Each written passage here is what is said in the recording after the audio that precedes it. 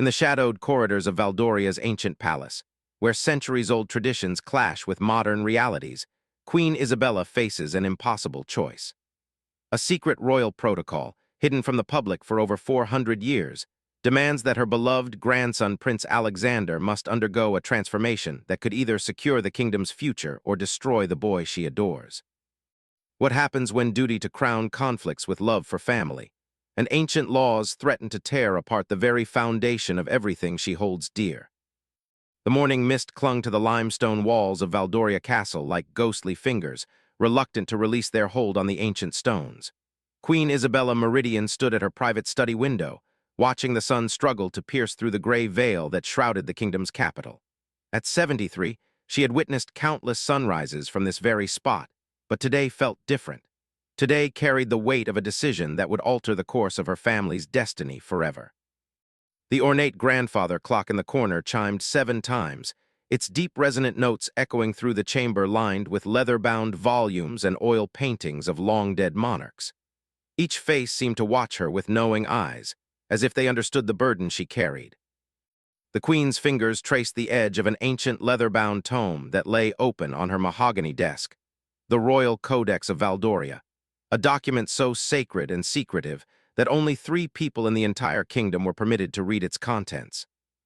Captain Marcus Ashford, her most trusted guard and confidant for over 2 decades, stood at attention near the door. His weathered face bore the marks of countless years protecting the royal family, and his steel-gray eyes held a mixture of loyalty and concern. He had served 3 generations of Valdorian royalty, but never had he been asked to execute an order quite like this one. "Your Majesty," Marcus spoke softly, his voice carrying the gravitas of their shared history. "Are you certain about this course of action? Prince Alexander is still just a child. He turns 12 in 3 weeks, but he's innocent of the burdens that await him."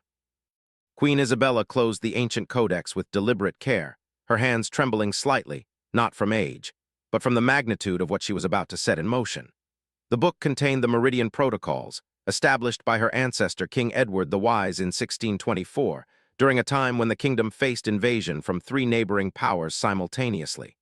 These protocols had saved Valdoria then, and she believed they might be the only thing that could save it now.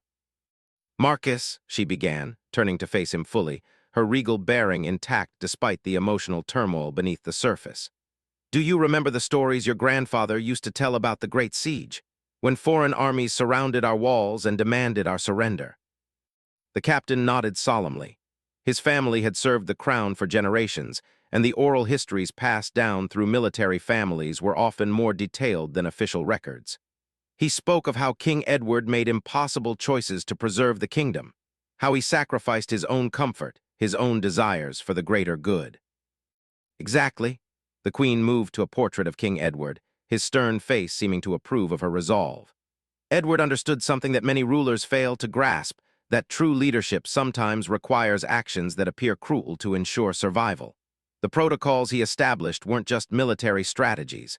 They were a complete transformation of how royal children were prepared for their destiny."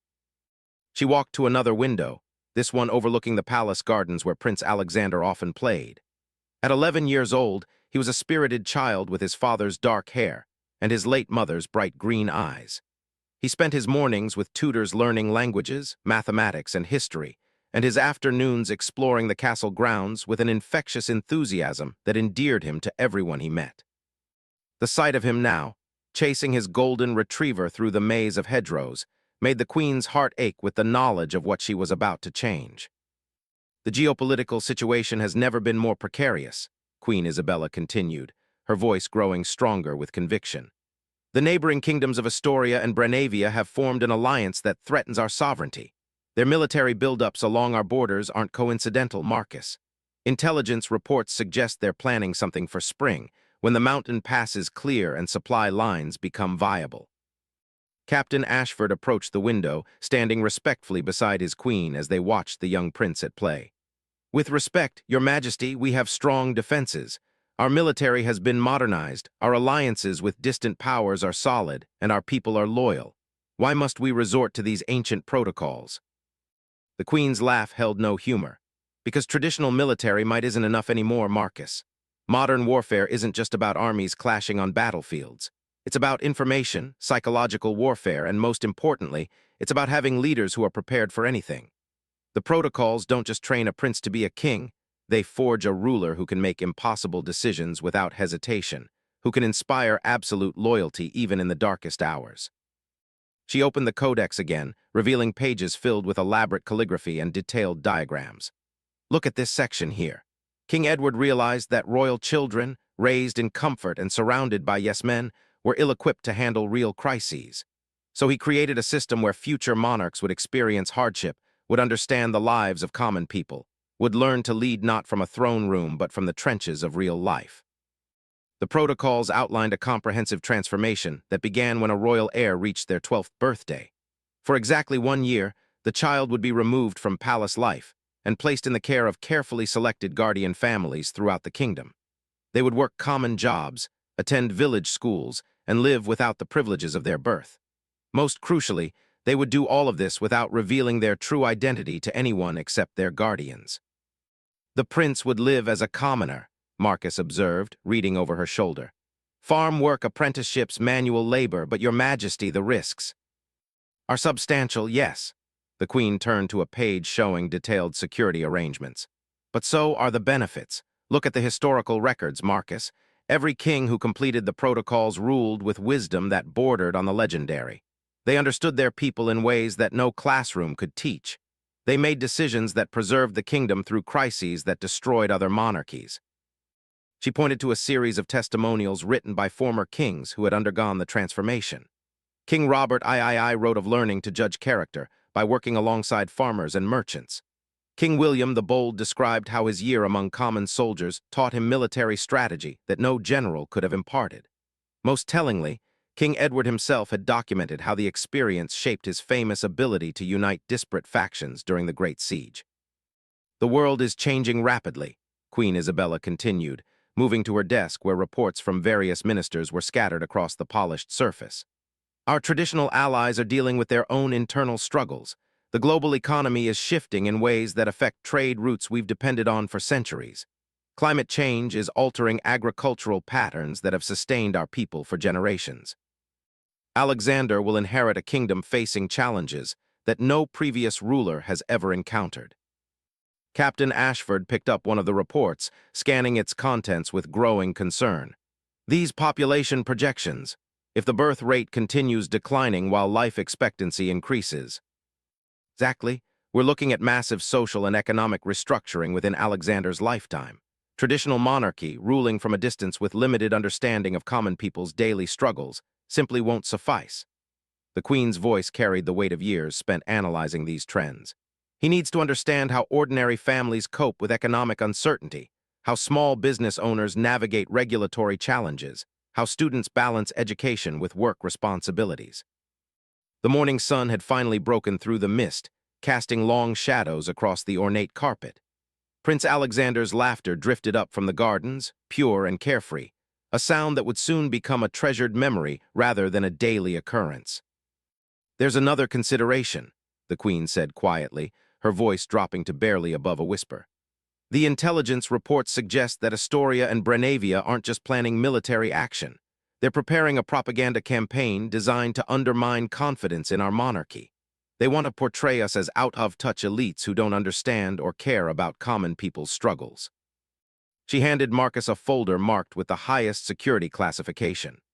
Inside were intercepted communications detailing a sophisticated plan to exploit social media and international news networks to paint the Valdorian royal family as obsolete anachronisms clinging to power while their subjects suffered. If Alexander emerges from his protocol year with genuine understanding of his people's lives, with calloused hands and stories of working alongside them, with friendships formed in village squares rather than palace ballrooms, she didn't need to finish the thought. The propaganda value alone would be immense, but more importantly, the legitimacy it would provide would be unshakable.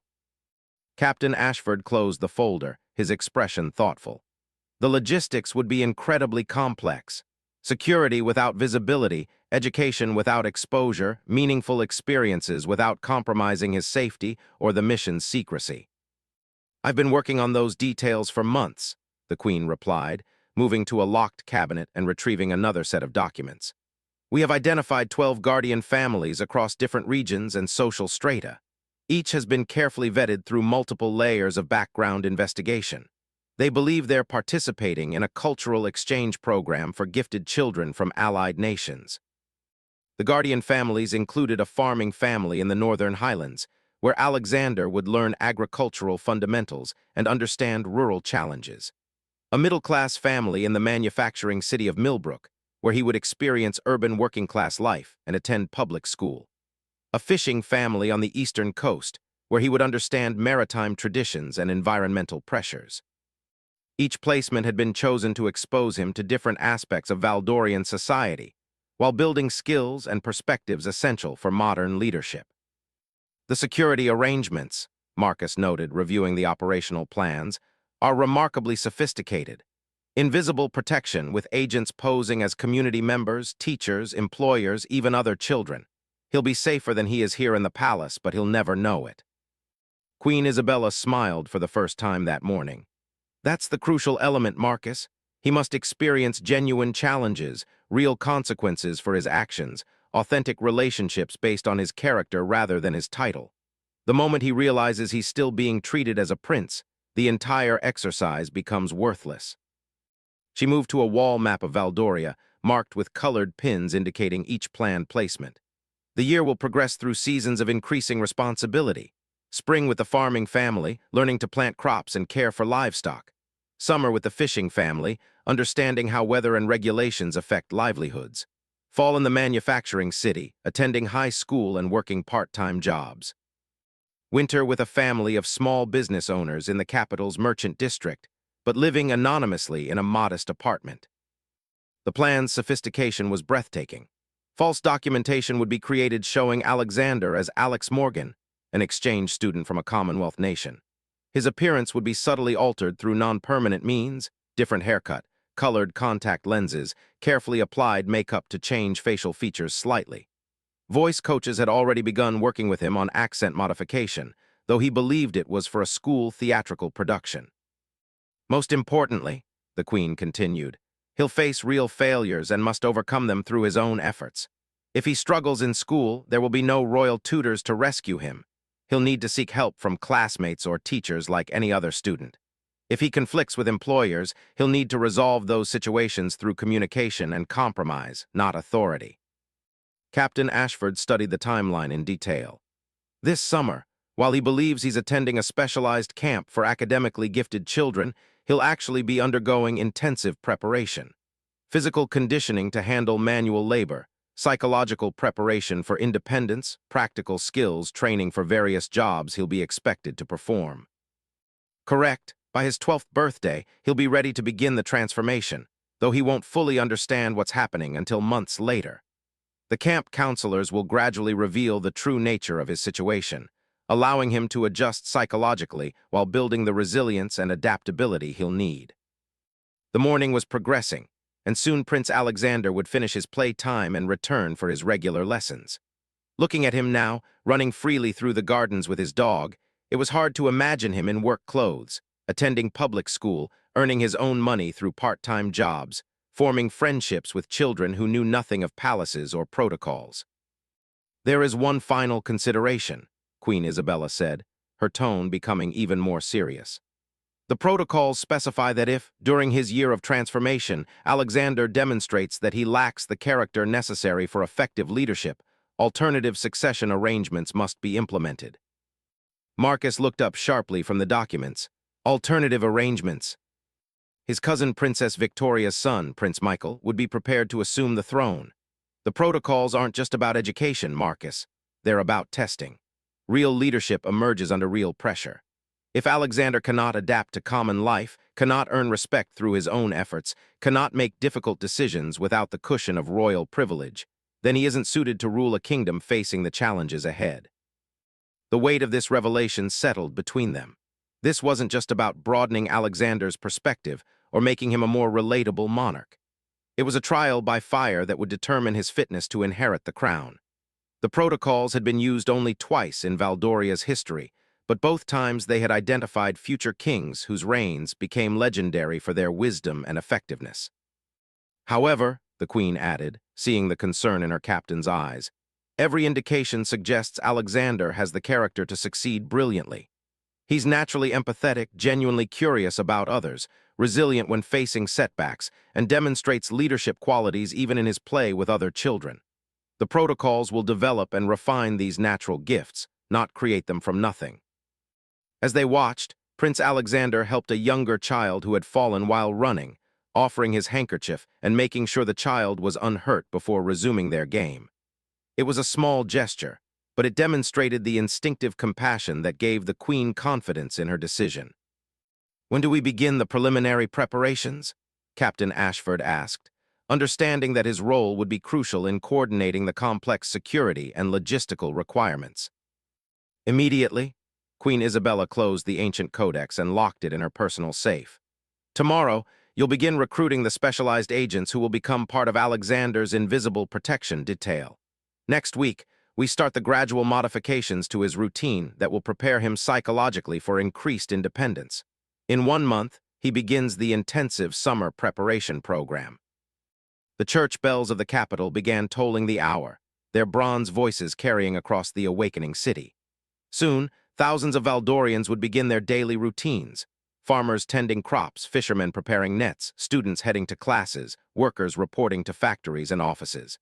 In less than a year, their future king would be living among them, sharing their challenges, learning their struggles, earning their respect through deeds rather than birthright.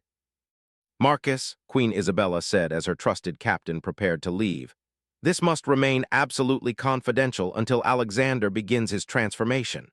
Not even his closest family members can know. The success of the entire operation depends on everyone, including Alexander himself, believing in the authenticity of his experiences." Captain Ashford nodded solemnly. "You have my word, Your Majesty, and my complete support. If the protocols are what our kingdom needs, then we'll execute them flawlessly." As the morning progressed toward Alexander's scheduled lesson time, Queen Isabella remained at her window, watching her grandson's final moments of carefree childhood. In her heart, she knew she was making the right choice for the kingdom, but the grandmother in her grieved for the innocence that would soon be replaced by wisdom earned through hardship. The ancient protocols waited in their locked vault, their pages filled with centuries of royal wisdom and hard-won knowledge. Soon, they would guide another young prince through the transformation from sheltered heir to genuine leader, tested by real challenges and strengthened by authentic experiences. The future of Valdoria depended on the success of this ancient ritual, and Queen Isabella was determined that nothing would prevent her grandson from becoming the king his people would need in the turbulent years ahead. The summer preparation camp at Thornfield Estate buzzed with carefully orchestrated activity designed to appear like an exclusive academic program for gifted children. Prince Alexander, believing he had earned his place through exceptional performance in his regular studies, threw himself into the experience with characteristic enthusiasm. What he didn't realize was that every aspect of the program had been designed to prepare him for the most challenging year of his young life. Dr. Sarah Chen, the camp's director, was actually a former intelligence operative with expertise in psychological conditioning and identity preparation. To Alexander and the other carefully selected participants, she appeared to be simply an accomplished educator with a passion for developing young minds through hands-on learning experiences. The other children at the camp were genuine scholarship recipients, chosen for their diverse backgrounds and natural leadership qualities, ensuring Alexander would form authentic friendships while being subtly prepared for his transformation. "Today we're going to learn about economic systems by running our own businesses," Dr. Chen announced to the group of 12 children assembled in the estate's converted barn. "You'll be divided into teams, given startup capital, and challenged to create profitable enterprises using only resources available on the estate grounds." Alexander found himself partnered with Maria Santos, whose parents worked in Valdoria's textile industry, and David Kim, whose family operated a small restaurant in the capital's immigrant district. Neither had any idea they were working alongside the future king, seeing only Alex Morgan, an enthusiastic boy with a slight foreign accent who claimed to be from a Commonwealth boarding school.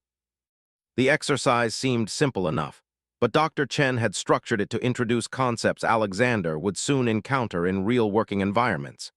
His team decided to create a small bakery operation, using the estate's kitchen facilities and selling fresh bread and pastries to camp staff and visiting families. "We need to figure out our costs first," Maria explained, her practical approach reflecting lessons learned from watching her parents manage household finances carefully. Flour, eggs, milk, butter, sugar, plus the cost of using the ovens and electricity. Alexander, accustomed to never considering such mundane details, found himself genuinely puzzled. "Can't we just estimate? I mean, how expensive could flour be?" David laughed, not unkindly, but with the casual confidence of someone who had grown up helping with inventory and budgeting at his family's restaurant. "Dude, if you don't know your exact costs, you can't price your products properly. My mom says that's how businesses fail, they guess instead of calculating."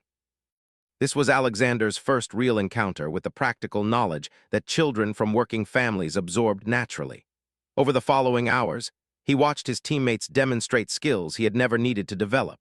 Maria could estimate quantities needed for different batch sizes through experience helping her mother plan family meals.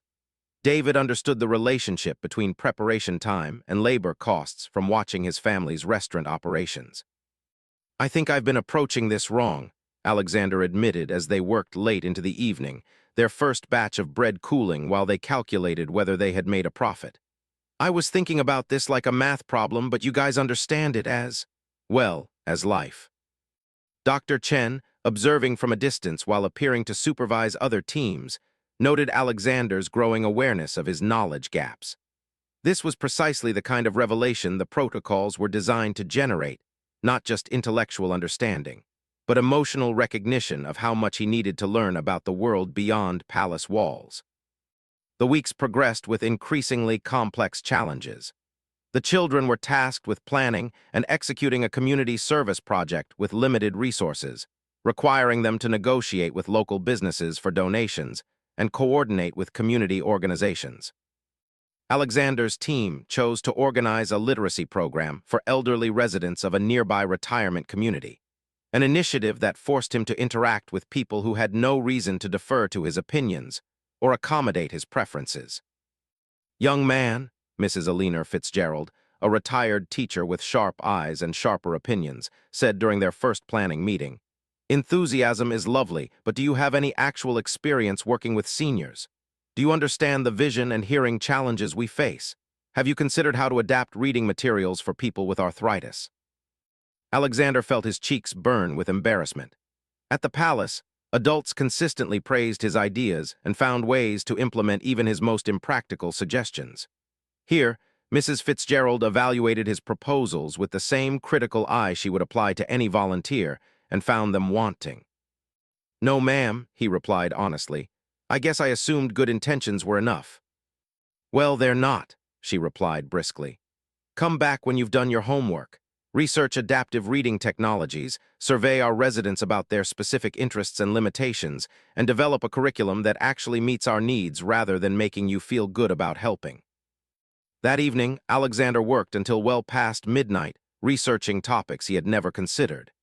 He learned about macular degeneration and how it affected reading ability, discovered assistive technologies that could make text more accessible, and began to understand the difference between meaningful help and mere charity. His teammates, impressed by his dedication, began sharing their own experiences with real-world problem-solving. Maria described how her family had organized their entire neighborhood to pressure the city council into improving street lighting after several muggings. David explained how his parents had navigated complex immigration and business licensing bureaucracies to establish their restaurant. "The thing is," Maria explained as they refined their literacy program proposal, "adults don't automatically respect kids just because we're trying to help. We have to prove we understand what we're talking about and that our help actually makes things better, not more complicated."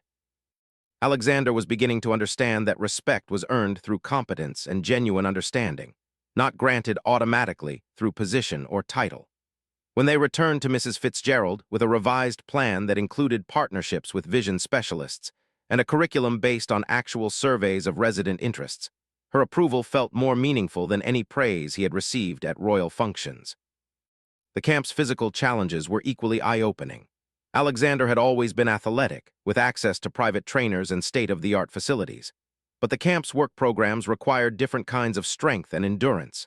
Spending hours maintaining the estate's gardens under the summer sun, moving equipment, building structures with basic tools, these tasks demanded stamina and resilience he had never developed.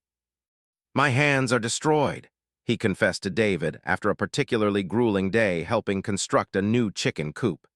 His palms were blistered despite the work gloves, and his shoulders ached from unfamiliar motions.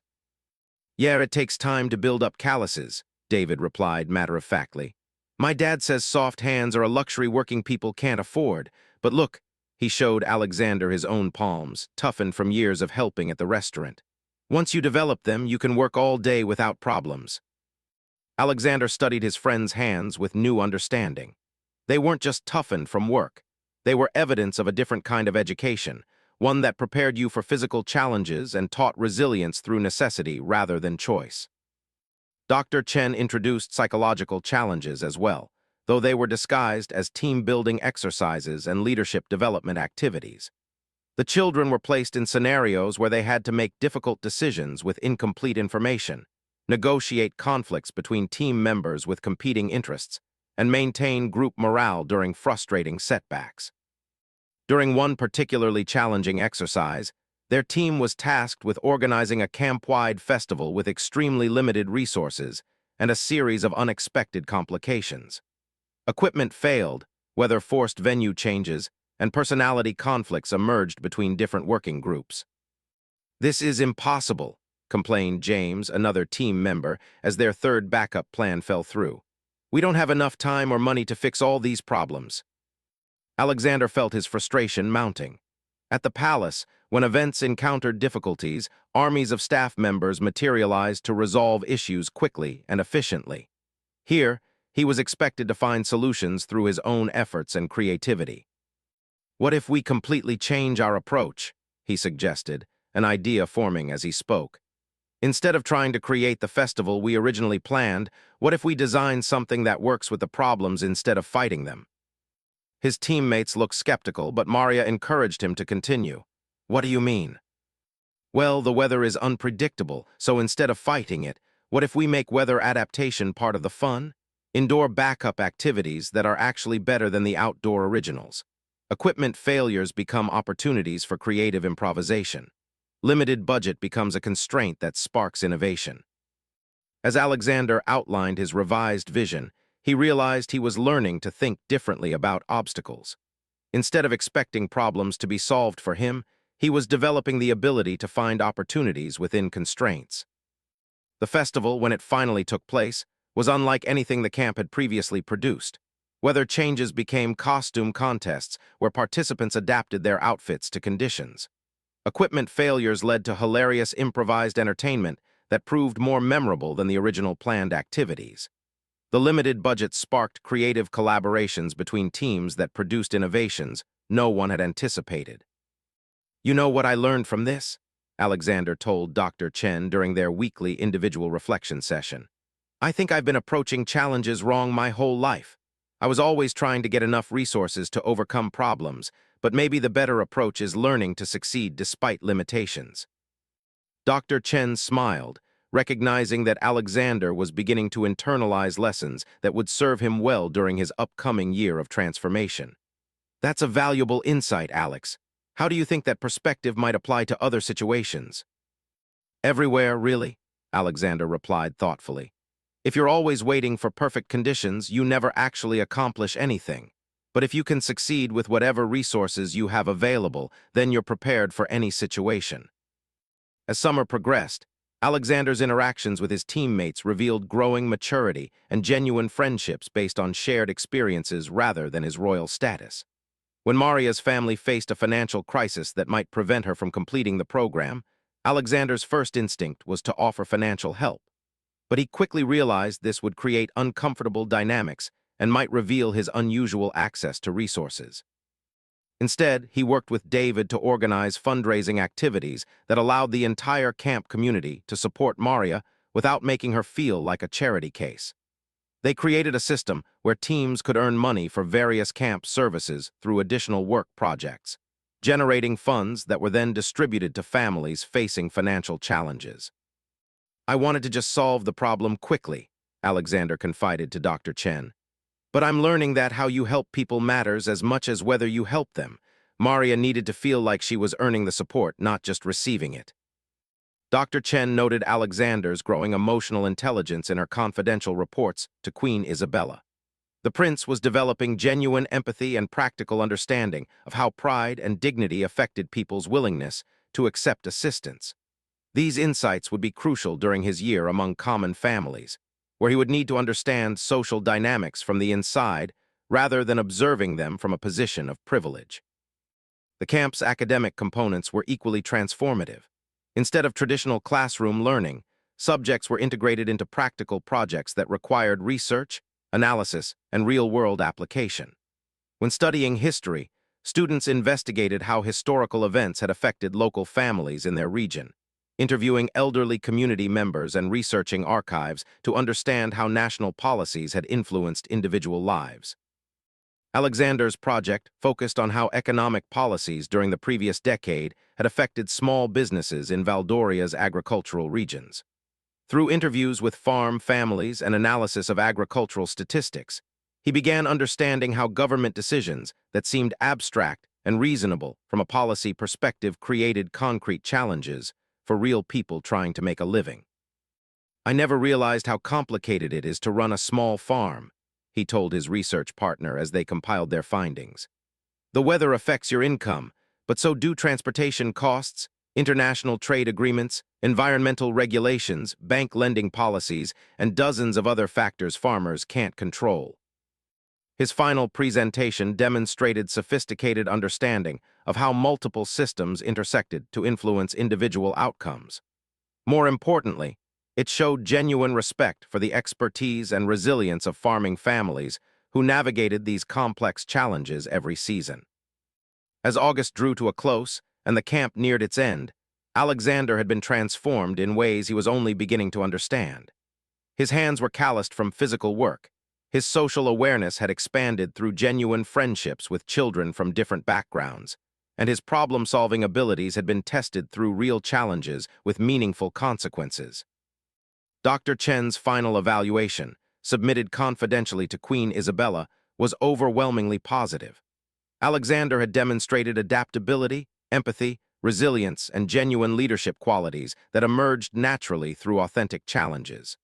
More importantly, he had shown the capacity for self-reflection and growth that would be essential during the more intensive experiences ahead. He's ready for the next phase, she concluded in her report. The foundation has been established. He understands that competence must be earned, that respect flows from character rather than position, and that effective leadership emerges through understanding others' perspectives and constraints. On the final evening, as the participants gathered for a closing ceremony, Alexander felt genuine sadness about leaving friendships that had become important to him. Unlike the formal relationships of palace life, these connections were based on shared experiences and mutual respect that had developed naturally.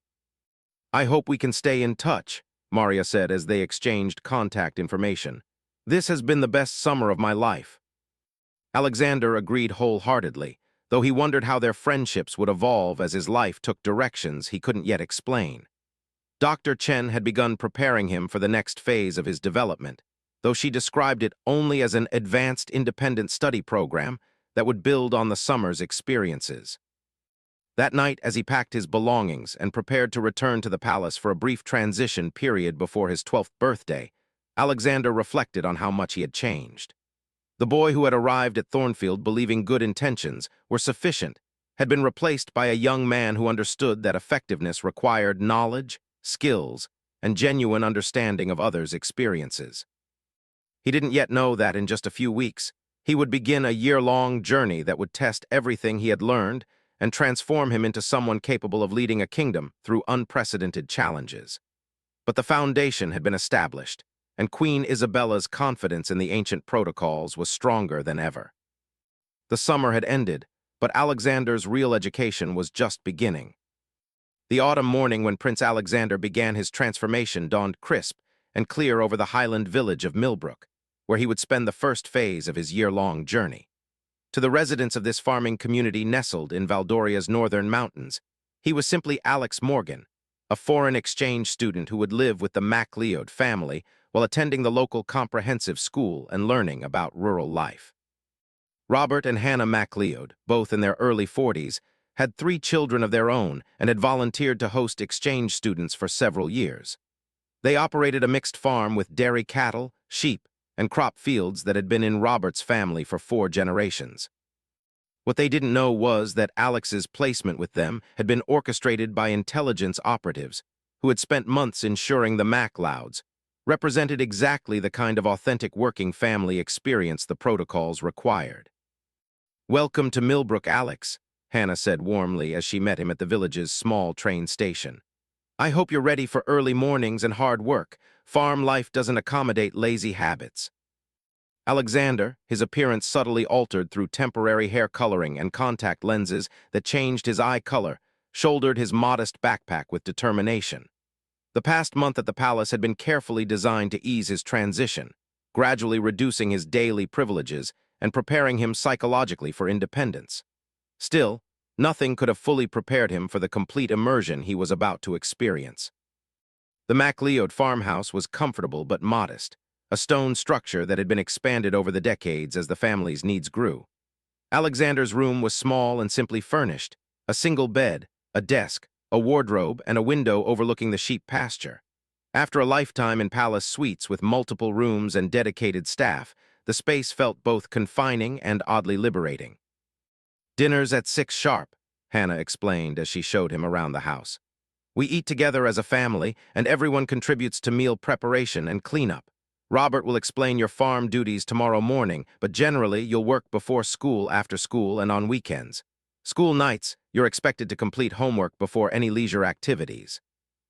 Alexander nodded, understanding intellectually that he was entering a world with different rules and expectations, but not yet grasping the profound adjustment required. That evening, sitting around the MacLeod dinner table with parents Robert and Hannah and their children, 15-year-old Jamie, 13-year-old Fiona, and 10-year-old Duncan, he experienced his first real taste of family dynamics where his opinions carried no automatic weight.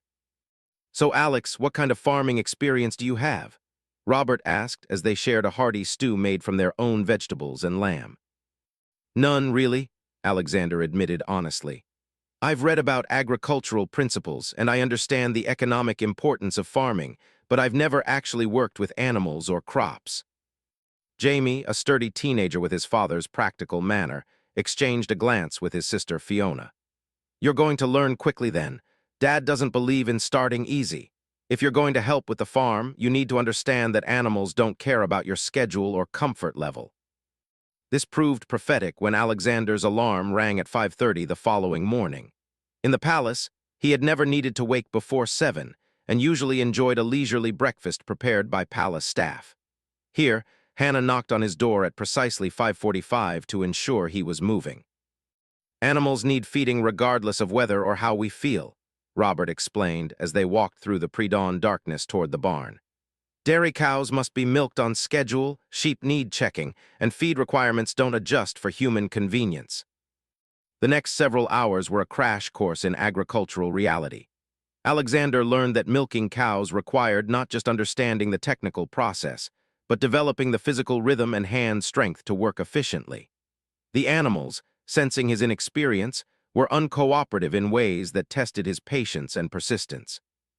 "Steady, consistent pressure," Robert coached as Alexander struggled with a particularly stubborn cow. "She can sense your frustration, which makes her nervous. Animals respond to calm confidence, not anxiety." By the time they finished morning chores and returned to the house for breakfast, Alexander was exhausted, dirty, and humbled.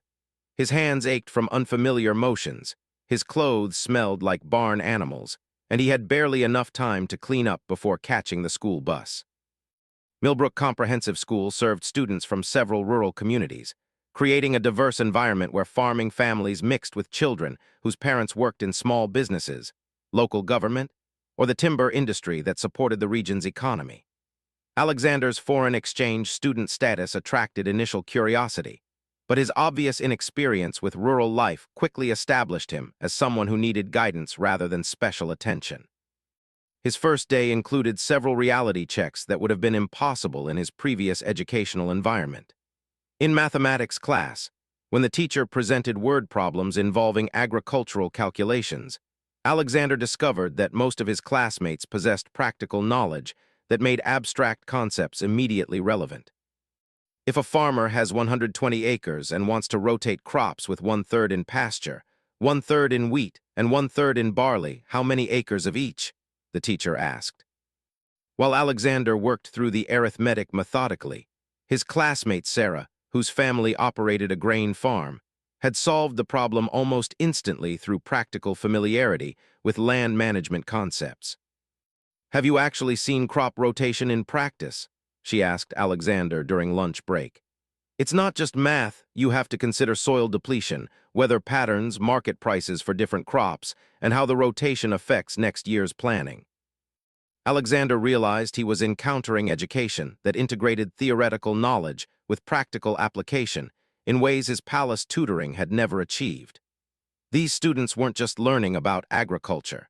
They were preparing to inherit or work within agricultural communities where mathematical errors could affect family income and food security. The social dynamics proved equally educational. Unlike palace interactions where adults consistently deferred to his preferences, here teachers treated him exactly like any other student. When he submitted homework that met technical requirements but showed minimal effort, his English teacher, Ms. Morrison, handed it back with pointed feedback. "This essay about rural life reads like it was written by someone who's read about farming but never experienced it," she noted.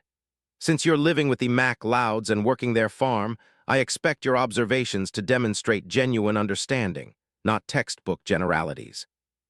Alexander felt his cheeks burn with embarrassment, but also recognized the fairness of her criticism. That evening, instead of rushing through his assignment, he spent time reflecting on his actual experiences. The satisfaction of successfully milking a difficult cow, the physical exhaustion that came from lifting hay bales, the way weather forecasts took on personal significance when rain might delay harvesting. His revised essay impressed Ms. Morrison with its authentic voice and specific details that could only come from direct experience. More importantly, the process taught Alexander that genuine effort and authentic observation produced better results than relying on natural intelligence and privileged background. The physical demands of farm life continued challenging him daily. After school each day, he returned to help with afternoon chores that varied seasonally but always required sustained physical effort. Autumn tasks included harvesting crops, preparing fields for winter, maintaining equipment, and caring for animals whose needs intensified as temperatures dropped. "Your hands are finally toughening up," Hannah observed after Alexander had been with them for several weeks.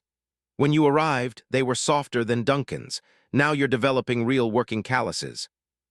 Alexander looked at his transformed hands with a mixture of pride and amazement.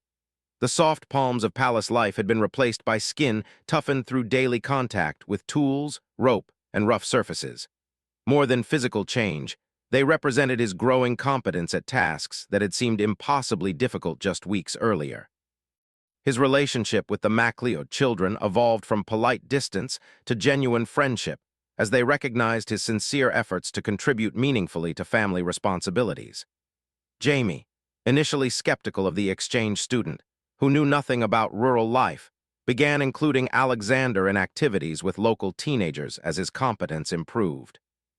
"You're not completely hopeless," Fiona declared one evening after Alexander had successfully handled a difficult situation with escaped sheep without requiring rescue from more experienced family members. "For someone who started out completely clueless, you're learning pretty well." This acceptance felt more meaningful than any formal recognition Alexander had received in palace life. It was based entirely on demonstrated competence and character traits that emerged through shared challenges. When he successfully repaired a section of fence that had been damaged in a storm, Robert's approval was based on the quality of his work rather than any desire to please a royal guest. The autumn progressed through a series of seasonal celebrations that introduced Alexander to community traditions based on shared agricultural experiences rather than formal protocols.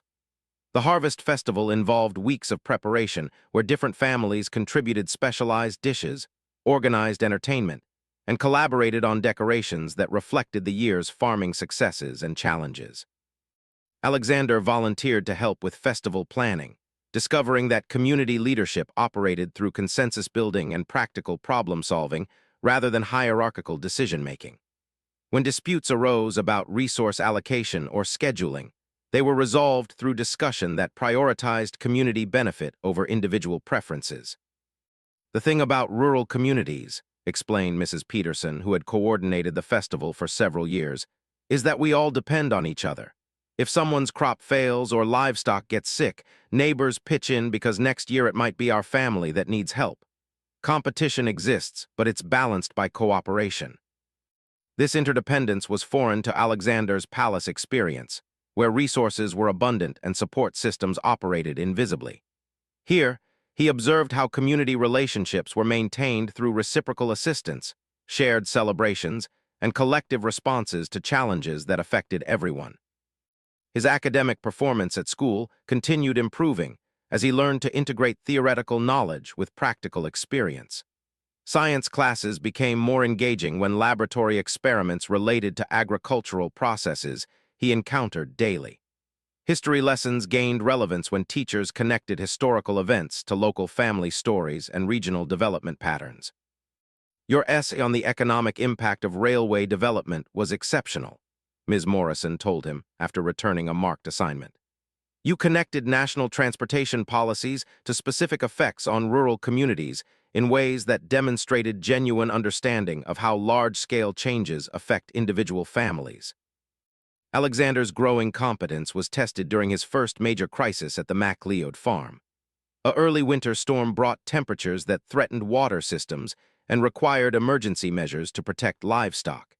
Instead of retreating to the house while adults handled the crisis, Alexander worked alongside family members through the night to implement protective measures and ensure animal welfare.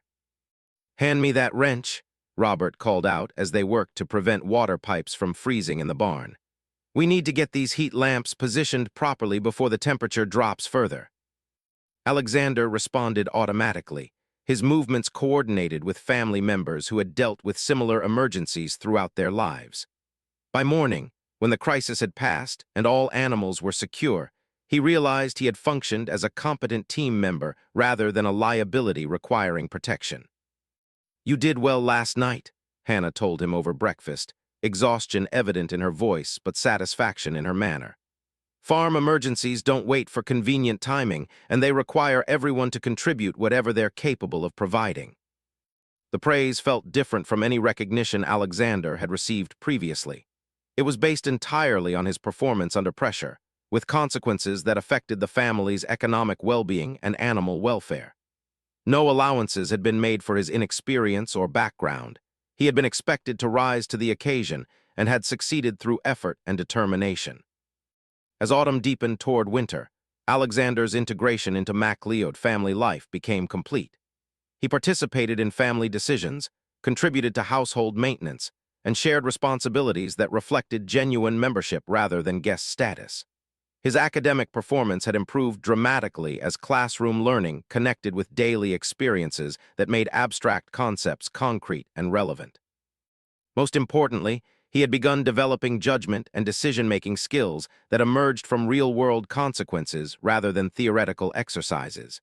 When equipment broke down, cost considerations required choosing between repair and replacement options that affected family budget.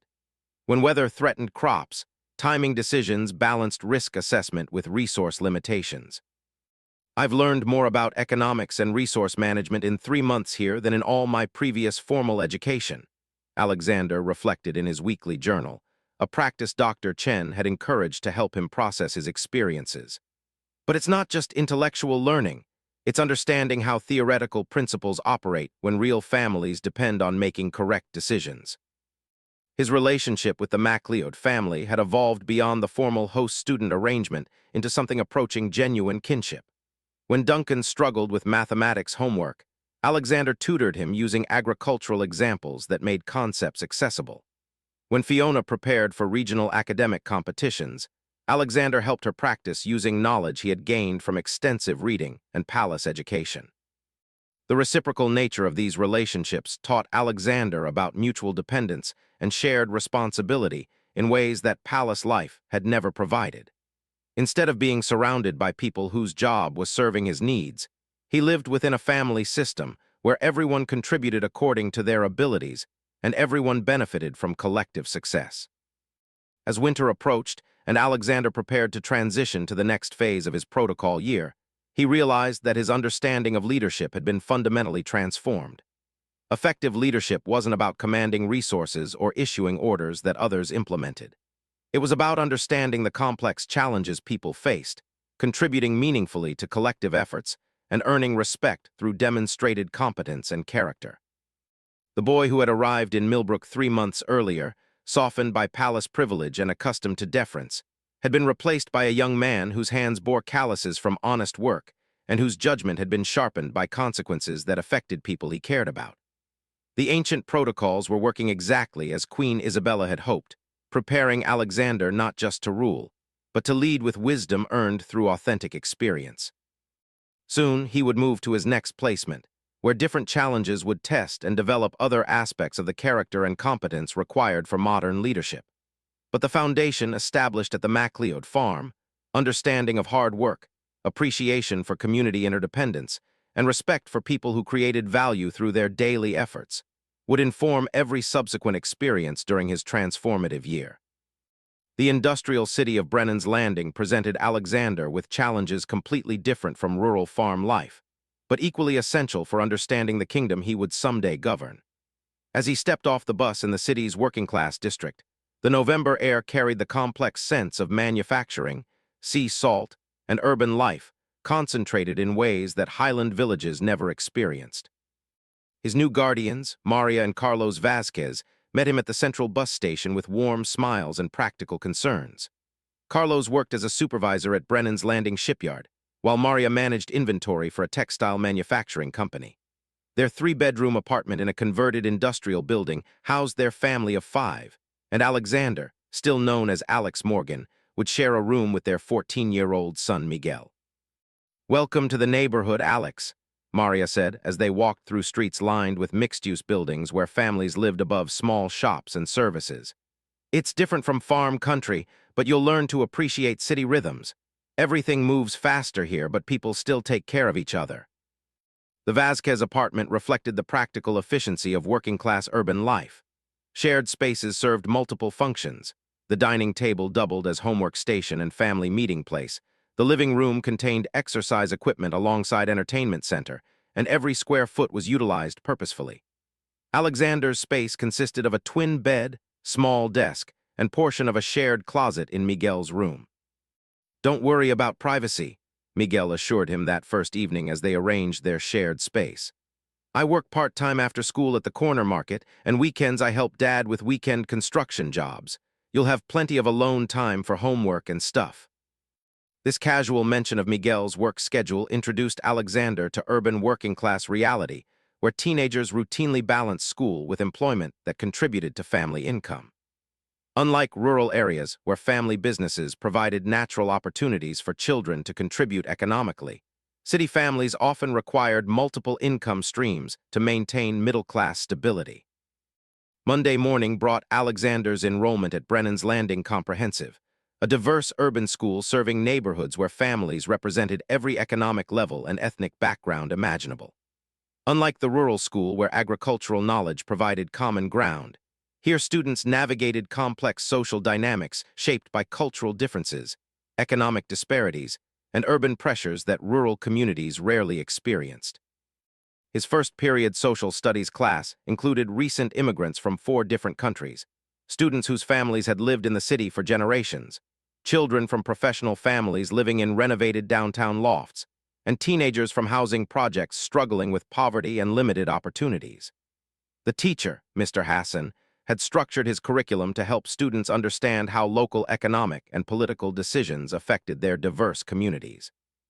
"Today we're analyzing the proposed redevelopment of the waterfront district," Mr. Hassan announced, distributing maps and economic impact reports. "Your assignment is to evaluate how these changes would affect different neighborhood constituencies and prepare presentations representing various stakeholder perspectives." Alexander found himself assigned to represent families living in older industrial housing that would be demolished for luxury condominiums. His research partner, Jennifer, had lived her entire life in one of the affected buildings, where her grandmother rented a small apartment on income fixed since retirement. My abuela's lived there for 30 years, Jennifer explained during their research session. She knows everyone in the building, her rent is affordable on Social Security, and she can walk to her doctor, the grocery store, her church. If they tear it down for expensive condos, where is she supposed to go? Alexander began understanding urban development from perspectives that economic reports couldn't capture. The proposed project would generate tax revenue and provide construction jobs, but it would also displace long-time residents whose social networks and daily routines were embedded in neighborhoods targeted for transformation. Have you looked at where displaced residents could relocate? Alexander asked, studying housing availability data. That's the problem, Jennifer replied, frustration evident in her voice. There isn't affordable housing elsewhere in the city. My abuela would have to move to suburbs with no public transportation, far from everything familiar to her, at 83 years old, starting over somewhere completely different. Their presentation to the class highlighted the human costs of development policies that looked economically beneficial from distance, but created genuine hardship for vulnerable populations. Alexander learned that effective governance required understanding not just statistical outcomes, but individual stories of people whose lives were affected by policy decisions. The diversity of his classmates provided constant education about different cultural approaches to common challenges. During group projects, he worked with students whose families had emigrated from various countries, each bringing different perspectives on education, work, family responsibilities, and community relationships. In my family, everyone contributes to household income as soon as they're old enough, explained Aisha, whose parents had immigrated from Somalia and operated a small restaurant. My older brother works there every day after school and all weekend. My sister and I help with cooking and serving when we're not studying. It's not a burden, it's how families succeed together. Alexander realized that many of his classmates carried responsibilities he had never experienced. They worked part-time jobs, provided childcare for younger siblings, translated for parents navigating bureaucratic systems, and made academic decisions based on family economic needs rather than personal preferences alone. Carlos Vazquez provided Alexander with his first urban employment experience, arranging a part-time position at the shipyard where he could observe industrial manufacturing while earning modest income that would contribute to his living expenses with the family. Working at the shipyard isn't just about learning manufacturing processes, Carlos explained as they walked through the facility during Alexander's orientation. You'll understand how international trade affects local employment, how safety regulations protect workers, how union negotiations balance company profits with worker welfare, and how technological changes influence job security.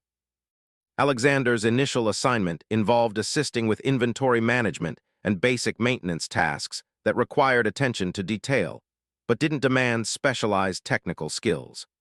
The work was physically demanding and occasionally dangerous, requiring constant attention to safety protocols that meant the difference between going home healthy or being injured on the job.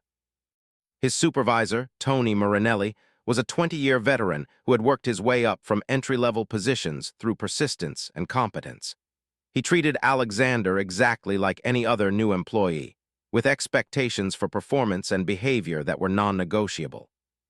I don't care where you're from or what your background is, Tony explained during Alexander's first week. What matters here is showing up on time, following safety rules, working efficiently, and being reliable. Guys who do that earn respect and opportunities for advancement. Guys who don't last long. Alexander discovered that earning respect in industrial environments required demonstrating competence under conditions where mistakes could have serious consequences. When he accidentally misread inventory numbers and ordered incorrect quantities of materials, the error affected production schedules and cost the company money. Mistakes happen, Tony told him after explaining the impact of the error. What matters is learning from them and developing systems to prevent repetition. But understand that in manufacturing, attention to detail isn't just about efficiency, it's about safety and profitability that affects everyone's job security. The correction was delivered without personal animosity, but with clear emphasis on accountability that Alexander had rarely experienced. In palace life, his errors were typically corrected by staff members before consequences materialized. Here, mistakes had real impacts that affected other people's work and income. As weeks passed, Alexander's competence improved and his integration into shipyard culture deepened. He learned to operate basic equipment, understand production schedules, and anticipate supply needs that kept manufacturing processes running smoothly. More importantly, he began appreciating the skilled craftsmanship required for industrial production that outsiders might dismiss as unskilled labor. People think manufacturing work is simple because it doesn't require college degrees, explained Rosa, a welder whose precision work was essential for ship construction. But look at what we actually do. I have to understand metallurgy, work with tolerances measured in fractions of inches, coordinate with dozen other trades, and maintain quality standards that affect vessel safety. It's skilled work that requires years to master.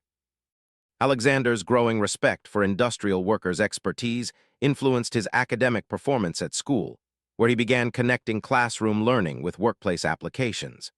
Economics lessons gained relevance when he understood how currency fluctuations affected shipyard contracts with international customers. History classes became more engaging when he could relate labor movement developments to contemporary workplace dynamics.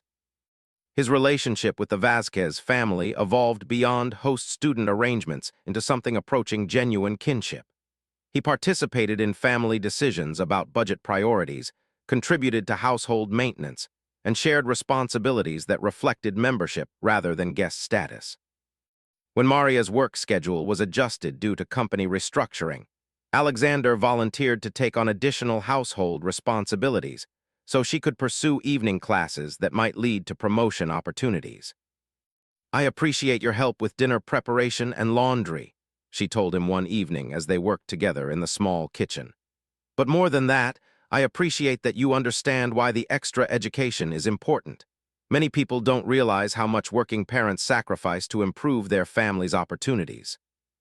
Alexander was learning about economic pressures that middle-class families navigated constantly, balancing current needs with future investments, managing multiple responsibilities simultaneously, and making decisions where every choice involved trade-offs between competing priorities. The urban environment provided cultural education that rural and palace life had never offered.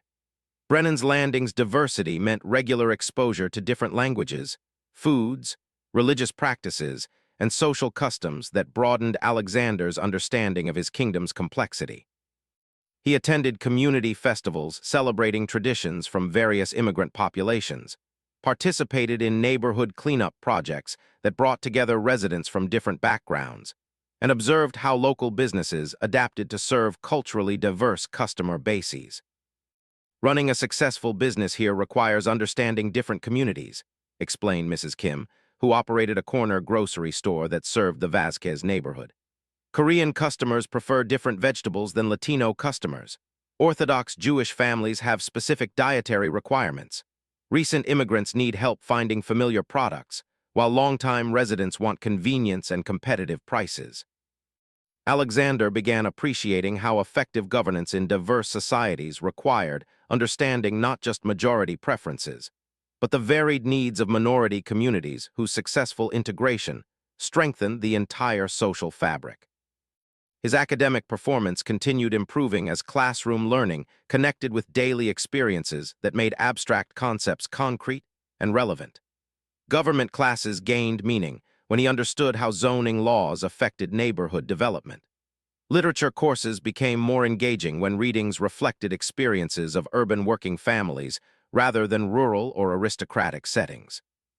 Most significantly, Alexander developed genuine friendships based on shared experiences and mutual respect rather than his background or status.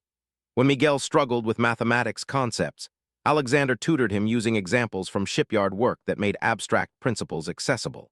When Jennifer's family faced housing insecurity due to gentrification pressures, Alexander helped her research legal resources and advocacy organizations that might provide assistance. These reciprocal relationships taught Alexander about interdependence and shared responsibility in ways that palace life had never provided. Instead of being surrounded by people whose job was serving his needs, he lived within community networks where everyone contributed according to their abilities and everyone benefited from collective success.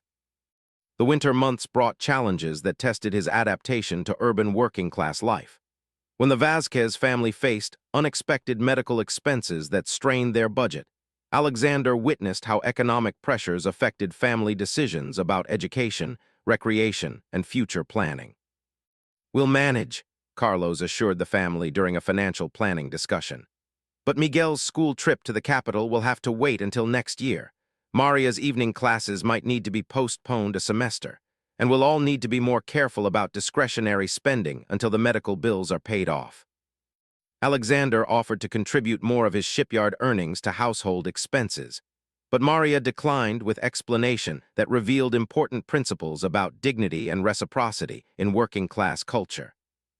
"We appreciate the offer, Alex, but you're already contributing appropriately for someone your age. Taking more of your earnings would be unfair to you, and accepting excessive help from someone staying with us temporarily would create uncomfortable obligations. Families handle their own problems through their own efforts whenever possible." This response taught Alexander about pride and independence in working-class communities, where accepting help required careful balance between genuine need and maintained dignity. Effective assistance had to be offered in ways that strengthened rather than undermined recipients' self-respect and autonomy. As spring approached, and Alexander prepared to transition to his final placement phase, he reflected on how profoundly his understanding of leadership and governance had evolved. Urban working-class life had taught him about economic pressures, cultural diversity, industrial competence, and community interdependence that rural experience alone could never have provided. The protocols were working exactly as intended, developing his capacity to understand and connect with citizens whose daily experiences differed dramatically from palace life. He had earned genuine respect through demonstrated competence and character, formed authentic relationships based on shared challenges, and developed judgment sharpened by consequences that affected people he cared about. Soon, he would move to his final placement, where different challenges would complete his preparation for the leadership responsibilities that awaited him. But the foundation established with the Vasquez family, understanding of urban economic pressures, appreciation for industrial competence, respect for cultural diversity, and commitment to community solidarity, would inform every future decision as he prepared to serve a kingdom whose complexity he was finally beginning to comprehend. The spring morning when Alexander began his final placement phase brought him full circle to Valdoria's capital city, though to a neighborhood far removed from the palace district where he had spent his early childhood. The merchant quarter of Lower Southwick bustled with small businesses, affordable restaurants, and apartment buildings housing working families who formed the economic backbone of urban commerce. His final guardians, David and Sarah Chen, no relation to his camp director, operated a small import business specializing in textiles and crafts from various regions within Valdoria and neighboring countries. Their street-level shop occupied the ground floor of a narrow building, with their family apartment on the second floor and rental units above generating supplementary income that helped sustain their business during economic fluctuations. "Welcome to controlled chaos," Sarah greeted Alexander as she showed him their operation. "Small business means wearing multiple hats. David handles purchasing and vendor relationships. I manage inventory and customer service. Our daughter Lisa helps with bookkeeping when she's not at university. And now you'll learn every aspect of retail operations while attending Franklin Community College." Alexander's placement with the Chen family represented the protocol's final test, integrating everything he had learned about rural agriculture, industrial manufacturing, and urban working life into understanding how small businesses connected all these economic sectors while serving diverse community needs. Franklin Community College served students whose educational paths reflected economic realities rather than academic preferences alone. Many were working adults upgrading skills for career advancement, recent high school graduates whose families couldn't afford traditional universities, and immigrants seeking credentials that would improve employment opportunities. His course schedule balanced general education requirements with practical business management classes that connected directly to his work experience at Chen's Imports. Unlike his previous educational environments, where learning was primarily theoretical, here classroom instruction was immediately applicable to daily business challenges he encountered. Today we're analyzing cash flow management for small retail operations, Professor Williams announced in his Business Fundamentals class. Your assignment is creating monthly budgets that account for seasonal sales variations, supplier payment schedules, rent and utilities, inventory investment, and employee compensation. Alexander found himself working with classmates whose family businesses provided real-world context for academic concepts. Maria operated a food truck with her husband. James helped manage his parents' auto repair shop, and Susan was developing an online boutique while working full-time at a local bank. The tricky part about retail cash flow, explained James during their study group session, is that you have to pay suppliers before you sell merchandise, but customers don't always buy on predictable schedules. My parents learned that lesson during the recession when everyone delayed car repairs, but they still had to pay rent and utilities even though revenue dropped 30%. Alexander began understanding how small businesses functioned as economic shock absorbers, providing employment flexibility and community services during stable periods, but facing disproportionate pressure during economic downturns when larger businesses could weather temporary losses more easily. His work at Chen's Imports provided daily education in practical business management that complemented his academic coursework. Morning tasks included inventory management, customer service, vendor communication, and financial record-keeping that required attention to detail with immediate consequences for business profitability. Understanding our customers is crucial for inventory decisions, David explained as they reviewed purchasing plans for the upcoming season. We serve interior designers looking for unique fabrics, families wanting affordable home decoration, cultural communities seeking traditional textiles, and tourists shopping for authentic regional crafts. Each group has different price sensitivities, quality expectations, and seasonal preferences. Alexander learned that successful retail required constantly balancing competing factors, maintaining sufficient inventory without excessive carrying costs, pricing products competitively while preserving profit margins, satisfying diverse customer preferences with limited display space, and managing cash flow that fluctuated unpredictably based on factors beyond business control. His customer service responsibilities provided insights into economic pressures affecting various community segments. Professional designers had corporate accounts that enabled bulk purchases, but demanded extended payment terms that affected cash flow. Individual customers often sought bargains that reflected tight household budgets, where even small purchases required careful consideration. I love this fabric, but I need to think about whether we can afford it right now, one customer confided as she admired imported wool that would be perfect for her daughter's bedroom curtains. My husband's been working reduced hours this winter, so we're being extra careful about spending on anything that isn't absolutely necessary. Alexander began appreciating how economic uncertainties affected individual families' purchasing decisions, which collectively influenced small business revenues, which ultimately affected employment levels throughout the community. The interconnected nature of local economics became visible through daily interactions that palace life had never provided. His academic performance at community college reflected integration of practical experience with theoretical knowledge that made learning immediately relevant and applicable. Marketing classes gained meaning when he understood how advertising costs affected small business budgets. Accounting courses became engaging when he could apply lessons to actual financial records he managed daily. Most significantly, his research projects connected local business challenges to broader economic policies that would someday fall under his governmental authority. His semester project analyzed how international trade agreements affected small importers like the Chens, revealing complex relationships between national policy decisions and individual business outcomes. Trade policies that look beneficial from macroeconomic perspectives can create serious challenges for small businesses, he wrote in his analysis. Reduced tariffs might lower consumer prices generally, but they can also undercut small importers who compete with large corporations that achieve economies of scale impossible for family businesses. Professor Williams praised his research for demonstrating sophisticated understanding of policy complexity rarely achieved by students without direct business experience. Alexander realized he was developing analytical capabilities that integrated multiple perspectives, understanding both policy rationales and individual impacts that effective governance required. The Chen family's operation provided education about cultural diversity and community integration that complemented his urban experience with the Vasquez family. Their customer base reflected Valdoria's multicultural complexity, requiring sensitivity to different cultural preferences, communication styles, and business practices. Working with suppliers from different regions requires understanding more than just product quality and pricing, Sarah explained as they prepared for a buying trip to regional craft centers. Some cultures negotiate extensively as relationship building, others prefer direct transaction discussions. Payment timing, contract flexibility, and communication frequency all vary based on cultural business norms.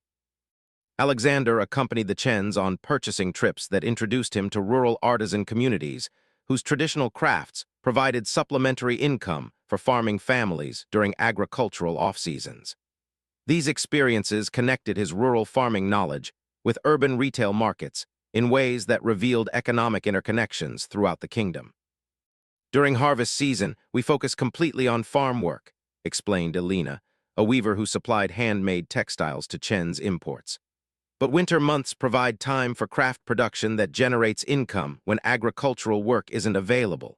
Retail partners like the Chens provide market access that would be impossible for individual artisans to develop independently.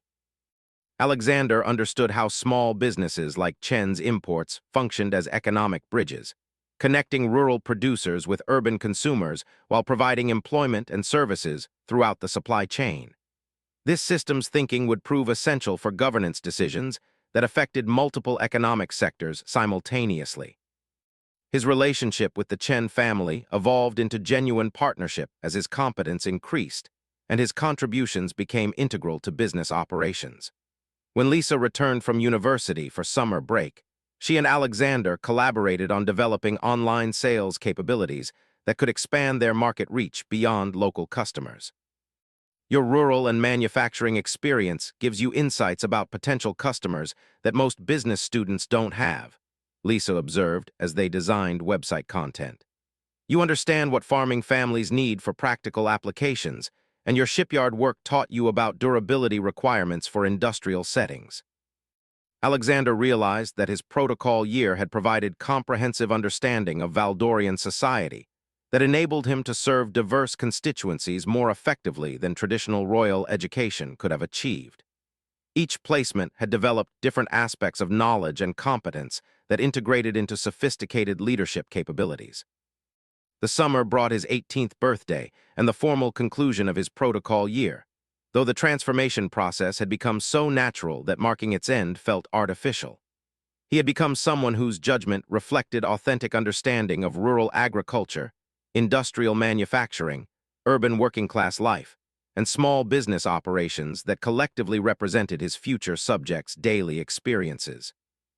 Queen Isabella's visit to Chen's Imports, disguised as a routine royal tour of local businesses, provided her first direct observation of Alexander's transformation.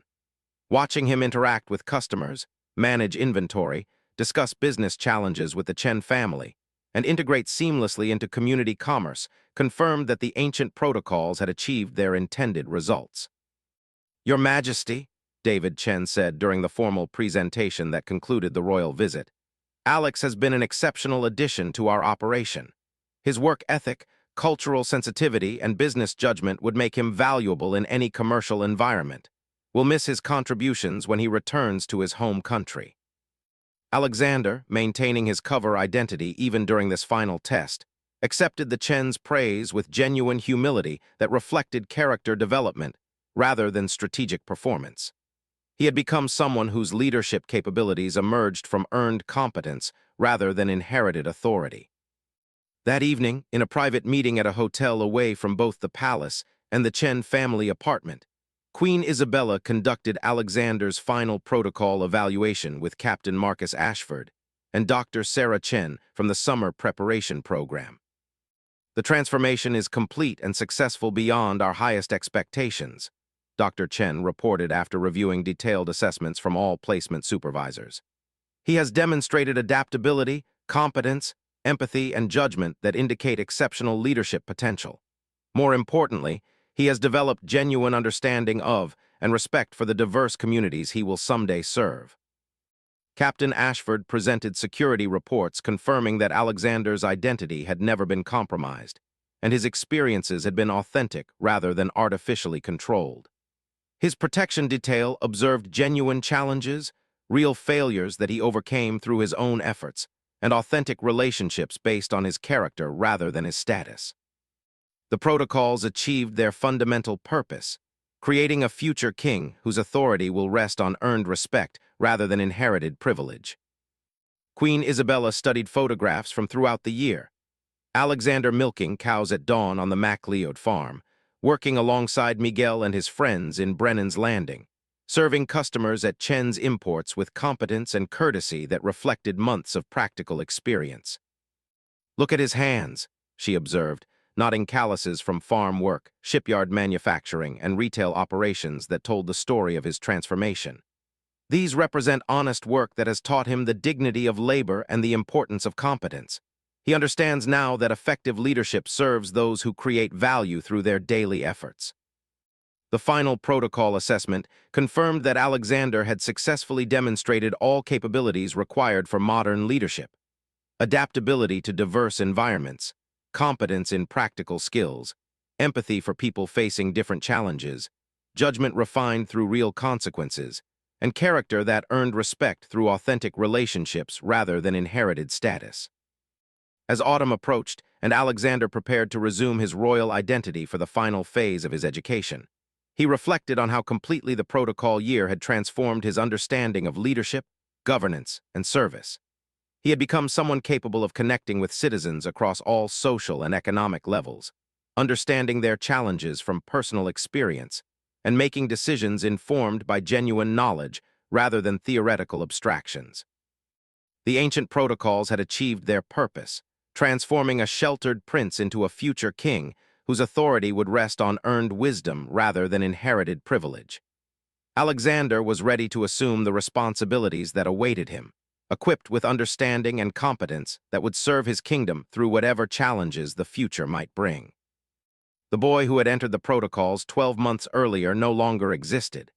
In his place stood a young man whose character had been forged through authentic experiences, whose judgment had been sharpened by real consequences, and whose commitment to service reflected genuine understanding of the people whose lives would be affected by his future decisions.